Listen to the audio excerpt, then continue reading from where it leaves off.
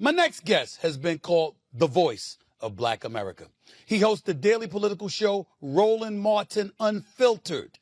He's been here many times. He's a friend. Got love for him even when he gets after me, okay? I'm talking about the one and only Roland Martin in the house. What's up, big time? How are you, man? How's everything going, bro? What's up? I wore the coldest and the boldest fraternity shirt today just for you. There you go. There you go with yourself. I'll leave it alone. I'll leave it alone because we got Musk and That's the President flyaway Donald Trump. signal. That's the flyaway signal. See, I got you. I got you. Listen, with Trump and Musk, what were your thoughts when you saw this spat unfolding everywhere yesterday? Well, we knew it was going to happen. When you take two narcissistic, egotistical, deranged individuals, they are going to clash. It was inevitable. Donald Trump can't stand anybody that gets more attention than he does. And here's a guy who gets more attention, owns his own social media platform. We know Truth Social is a joke. And he's got way more money than Donald Trump. They were going to clash. And so I was sitting here watching chickens coming home to roost.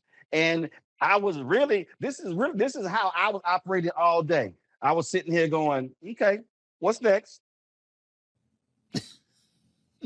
What's next? That's what you were doing. I mean, that's what.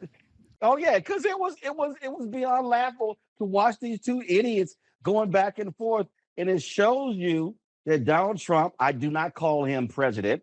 He is the twice impeached, criminally convicted felon, con man in chief, and it goes to show you that he does not have the demeanor nor the authority to sit in that Oval Office chair. They can yell all they want to about Joe Biden and his mental acuity and his cognitive decline. But guess what? You didn't see a grown man who occupies the Oval Office acting like a spoiled little brat going back and forth with a donor.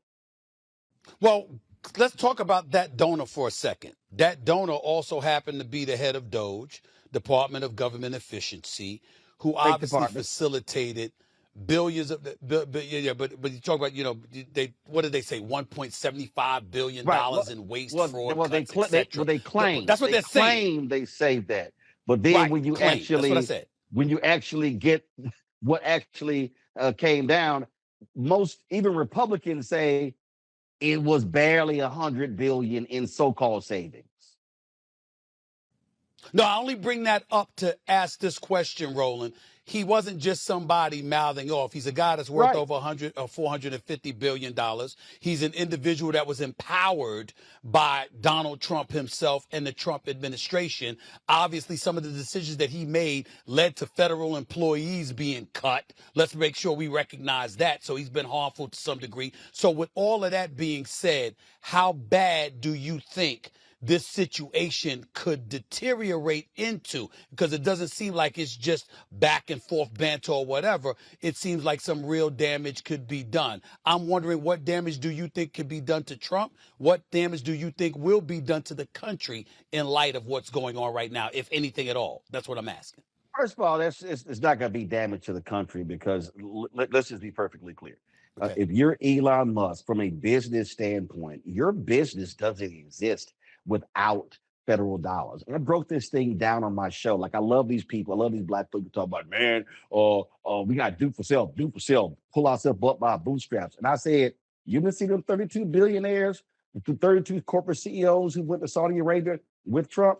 So Elon Musk, SpaceX, Tesla, when you talk about the loans that he got, the contracts. So he needs, in fact, his company, Tesla, loses money last year without the government. If the government doesn't buy the vehicles, his vehicles, he loses money last year. So he needs the government. Okay, his tax breaks that he gets from states and from cities as well. Now, from Donald Trump, what do you lose?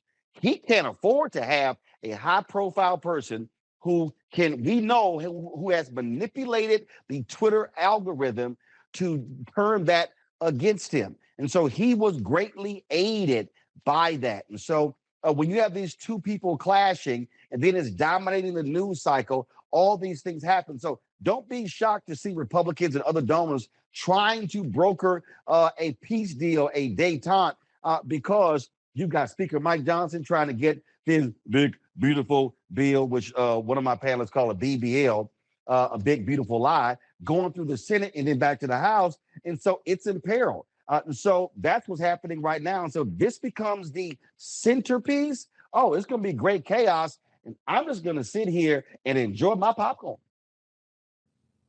Well, listen, I think you're going to do more than that because you are a preeminent voice in America, not just Black America as far as I'm concerned. I love talking to you, and I know that you ain't going to just sit back eating your popcorn, even though you clearly eat, my brother. You do eat, man. You're a big boy. But here's my question to you. How do you feel? We know how the right feels about this big, beautiful deal. What's your issue with the big, beautiful deal? Educate my audience to the specifics about why the deal may not be big and beautiful at all in your mind and in the minds of liberals. First and foremost, in the position that I take is I've never called myself a liberal or conservative. I call myself a voter, and I look at this purely through I look at this through a human lens. The people that will greatly benefit from this bill are the richest people in the country. The people that will be hurt are the poorest. When I listen to, look, I am a Christian. The Catholic church that I grew up in was founded in my grandparents' living room. My wife is an ordained minister. I'm a Christian book author. And when I look at evangelicals who are silent, who are saying nothing about the massive cuts and how it's going to impact the poor, that is greatly offensive to me. That's why I stand with Bishop William Barber and repairs of the breach and the Poor People's Campaign and their efforts against this. When you look at the cuts to SNAP benefits, when you look at the cuts to $880 billion to Medicaid, when you look at the impact when it comes to women having children, all of that is real. To what? To be able to make permanent the Trump tax cuts from 2017 that benefited the richest in the country? Please, is that actually what they need? When you look at this, that's what it speaks to. When you've got Republicans who are voting on a bill that prevents states from regulating AI for at least a decade, I'm sorry, how did that get in the bill? The other day, I was reading that there's an insertion in the bill that will require banks to pay back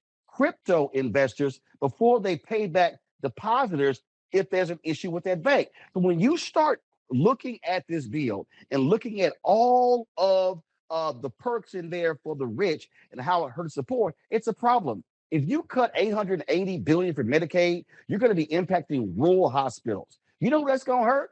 A lot of the white folks who voted for Trump in rural America, not just rural black folks in rural America, but rural white folks. We saw what happened when this took place in North Carolina. I'd never forget, Bishop William Barber was at a parade and his redneck with a Confederate flag draped over his shoulder walked up to Bishop Barber and he said, with a tear in his eye, Bishop, you know, I got to be honest with you.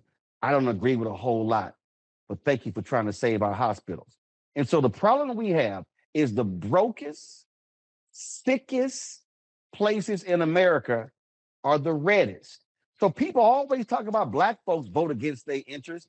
How about all these white conservatives who are voting against their interests? They're cutting education, they're cutting health care, they're cutting government benefits. Who takes advantage of that more than anybody else? Broke white people in America. West Virginia, Mississippi, Arkansas, North Carolina, South Carolina, Tennessee, Georgia. So those folks should be up in arms because trust me, they are going to be severely hurt if this bill gets through Congress.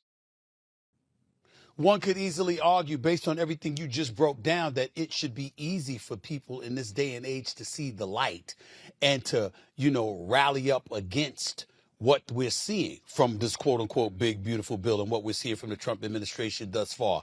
Nevertheless, when you talk to the folks on the right, they seem to be not worried at all about folks on the left because they accuse the folks on the left of not having any kind of vision for America whatsoever. Talking about the Democratic Party. They ain't talking about Roland Martin. They're talking about the Democratic Party. What do you say to that? Do you believe that this is an opportunity for the Democrats to pounce on, to capitalize off of, to regain some seats in the House and the Senate? Or is this one of those situations where you think that the Democrats will miss the boat and drop the ball and not take advantage of this particular moment where Trump and the GOP seem a bit more vulnerable? Well, here's what you're seeing right now. First and foremost, the 2026 election is a long way away. And so what you have to do is, and I've been telling people, like, that's why I don't waste breath on 2028, or even right now, 2026. I focus on 2025. You got state races happening. You got gubernatorial races in Virginia. You've got MAGA Lieutenant Governor Winston Sears, a black woman, running against former Congresswoman Spanberger on the Democratic side. The Democrats right now control the House and the Senate. If they keep control of the House, Don Scott, my alpha brother, pledge at Texas A&M, Pi Omicron, remains Speaker of the House. Louise Lucas remains in control of the money in the Senate. If Democrats control the governor's mansion, they now have the trifecta. And now they can actually pass a bill that will then enshrine the return of voting rights for the formerly incarcerated. So that's a perfect example. Now, New Jersey, their gubernatorial primary is on Tuesday. Newark Mayor Ras Baraka is running. Then you, of course, now look, it's a very blue state, but that's right now. Now, what then happens after they got a mayoral election in New Orleans? We've seen mayoral elections in other places around the country. So look, you saw a black Democrat beat a white Republican in Omaha, Nebraska, and that person was a two-term incumbent. So you see where Republicans have actually lost some seats. Here's what Democrats have to do. You can't just say Trump is full of crap, which he is. You can't say the Republicans are all about the rich, which they are. I mean, the facts are the facts. You also have to lay out what your agenda is. And if you look at polling data shows that a lot of people are not happy at all with national Democrats. But when you start going down ballot, that changes. So what has to happen right now is you're going to see for 26, where you're going to have individual candidates. Do I believe Democrats are going to take back the House? The answer is yes. Republicans only have a 3 or 4 seat majority. But you're going to have individual candidates. You think the Democrats are going to take back the House? Yes. You think the Democrats are going to take back the House? Yes. Okay. Right now, okay, go ahead. Right, you have Republicans. You have Republicans who are in purple seats, districts that Biden won, that they are very concerned about losing. What you have now, and Democrats are doing very smart by going to Republican congressional districts and holding town halls, because the Republicans don't want to hold the town halls for fear of getting cussed out by their own voters. So they should be doing a lot more of that. But you also have to be articulating what is your agenda. Frankly, Senator Chuck Schumer, the Senate Minority Leader, has been very weak on this. I haven't heard a lot. You've seen a little bit more from a Democratic House Leader, Hakeem Jeffries. His problem is he can't do much. Schumer could literally stop appointments. You can do a lot more with the Senate rules you can in the House.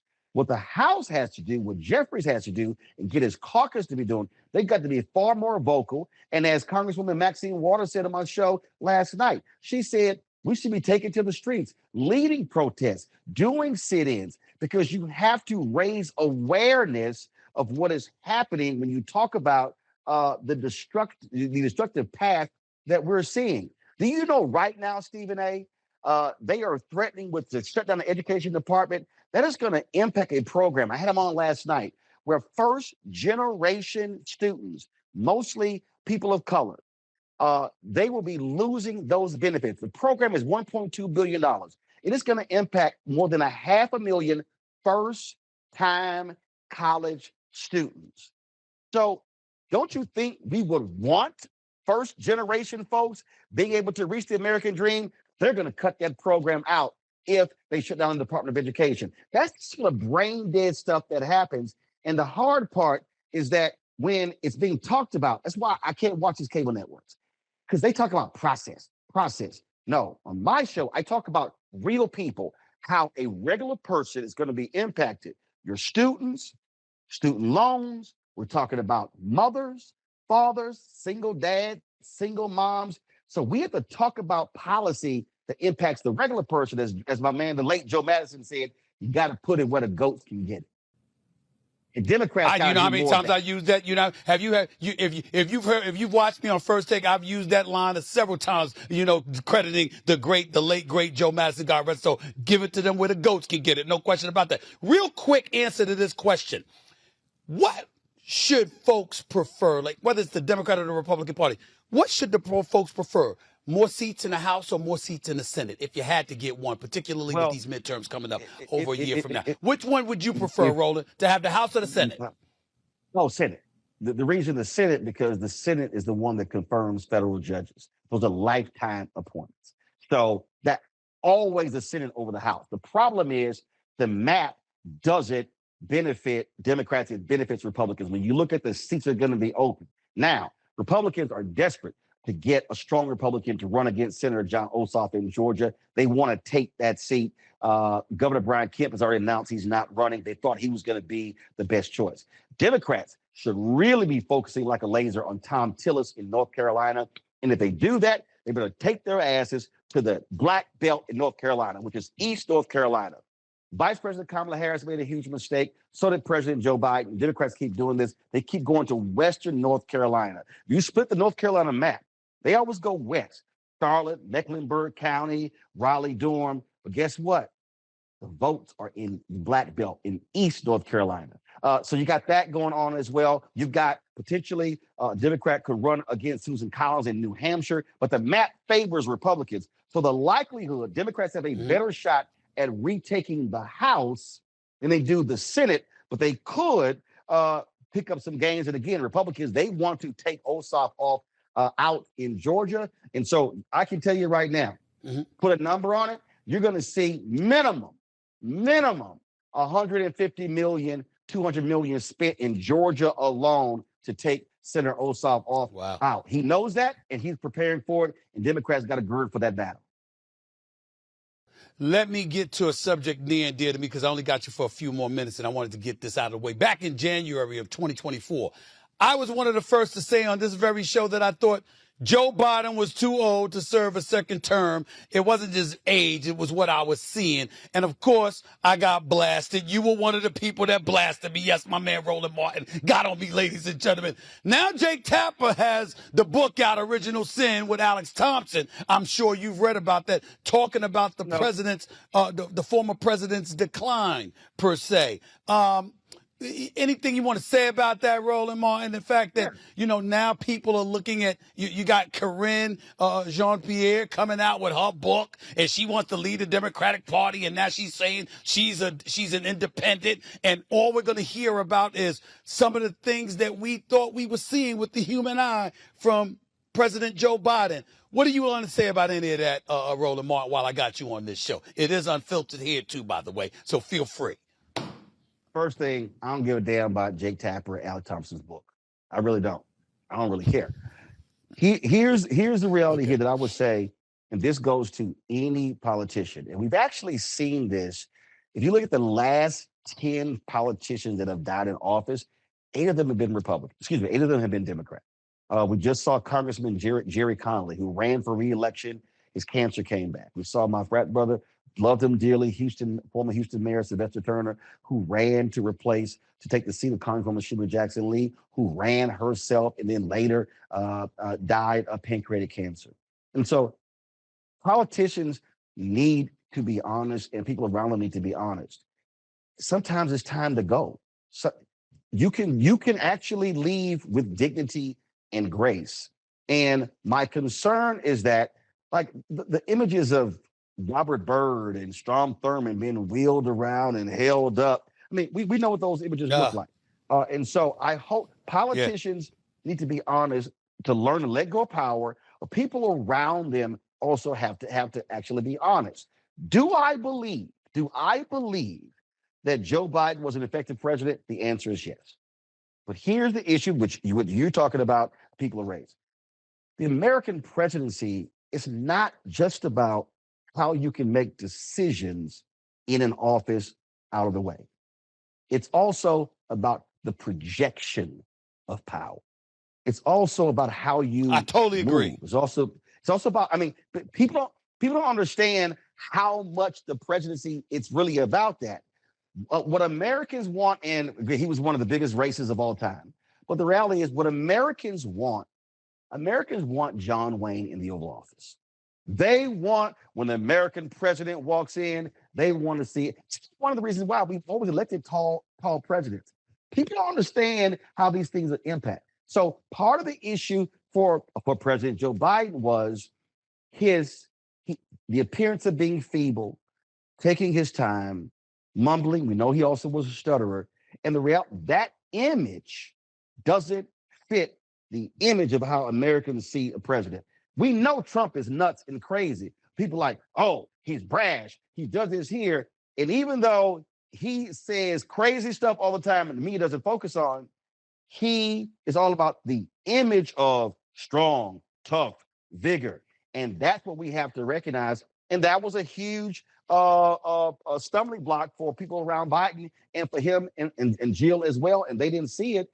And whether he likes it or not, they can get mad all they want to with being forced out. And it was an awful 3 weeks. But that debate was hugely problematic and folk lost confidence. And guess what? When people lose confidence, whether you are the American people or a husband and a wife, or whether you are a player and your coach, Tom Thibodeau, guess what? When the people lose confidence in you leading, you can't. Roland, I got to tell you this, reverse though. it.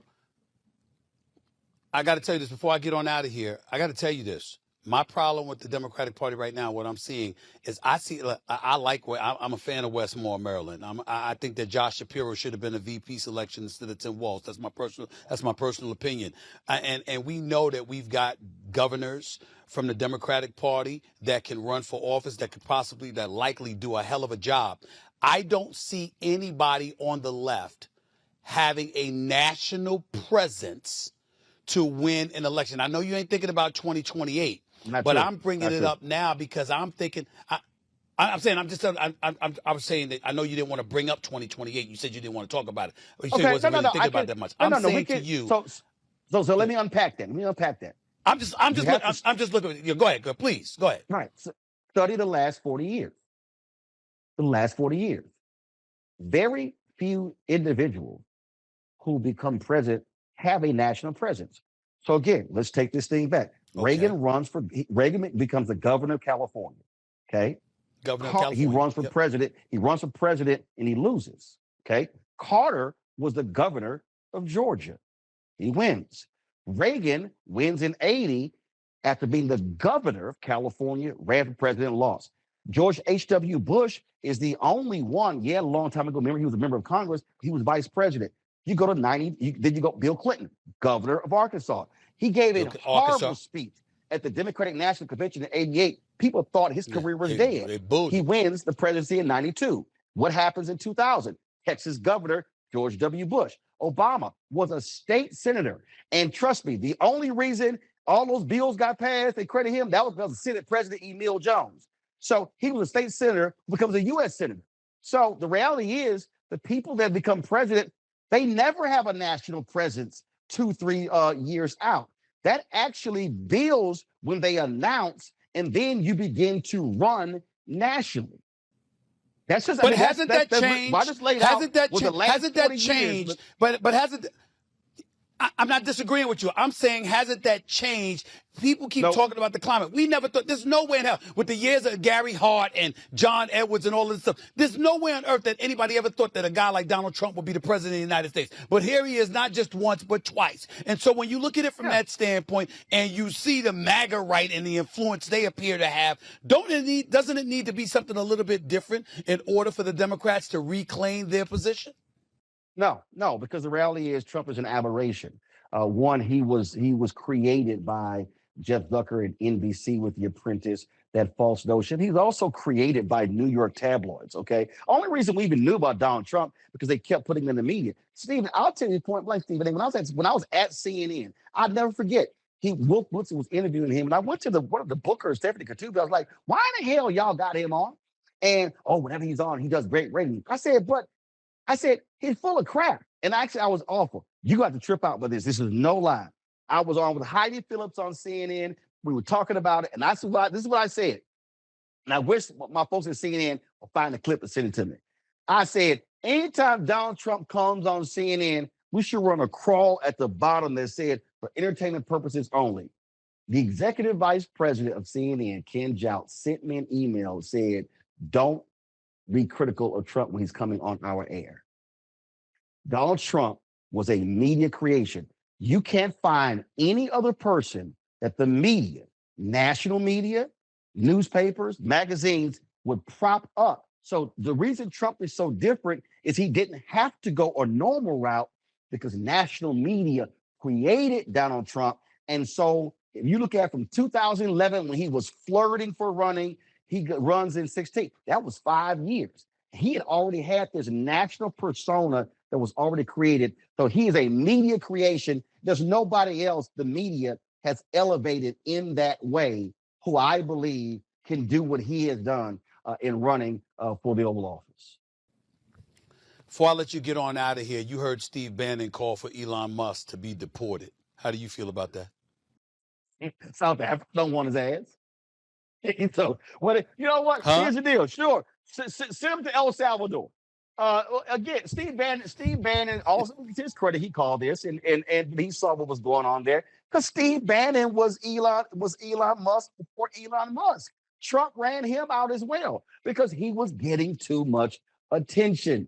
And so again, it's hilarious to see what's going on. Bannon is an anti-globalist. He thinks that that's what Musk is. I'm more concerned about, and again, it's probably going to stop now. ProPublica had an amazing article, Stephen, I'll send it to you, where the Trump administration was pressuring African nations to sign contracts with Elon Musk Starlink. Gambia was like, absolutely not. But they were pressuring that small nation. And that's what Trump did to the South African president when he was in the Oval Office. And so this administration was using the power of the United States Oval Office in order to drive business to Elon Musk. Hopefully all of that now stops since these two have fallen out. But that to me was a shameful thing that a lot of people didn't talk about. I had the reporter for ProPublica on the show. And again, African nations were being pressured by Trump's team to give Starlink contracts to Elon Musk. That was foul. So, hey, send them to El Salvador. Send them to Venezuela. So my last question to you would be this. Man, you if like this a stuff with with Musk you done closed and 3 Trump, times. I know. Ain't that true? Because I'm with you. Because I'm with you. Last question, I swear. With this stuff with Musk and Trump, is it going, in the end, is it going to benefit the Democrats? It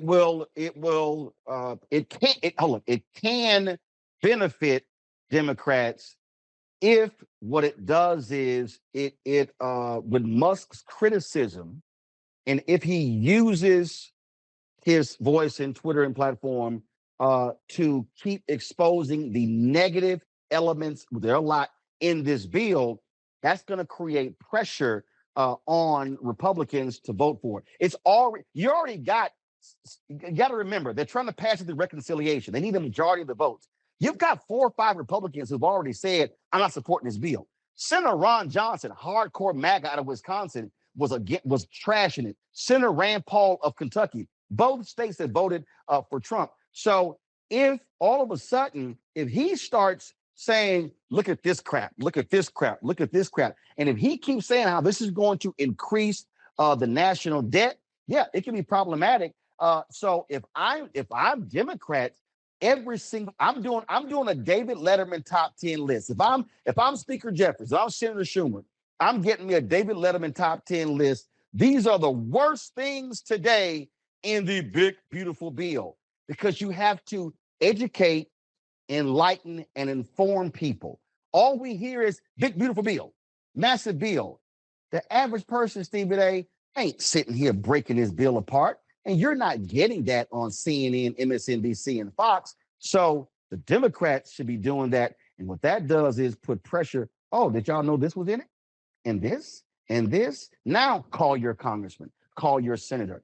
That has to happen. And so Musk could actually do that. If he starts doing that with Twitter, no, call it X, then it could be a huge problem for Republicans to pass this bill. So yeah, this bill could very well die.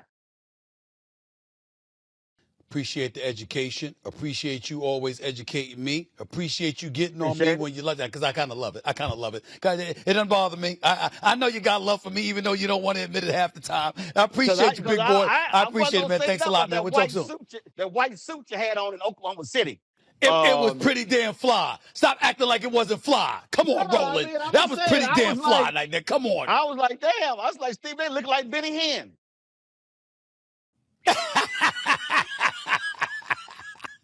Man, get out of here, man. I'll talk to you later. The one and only Roland Martin. Roland Martin Unfiltered on YouTube. Don't miss it. The voice of Black America. Appreciate you, big bro. Love you, man. Thanks a lot.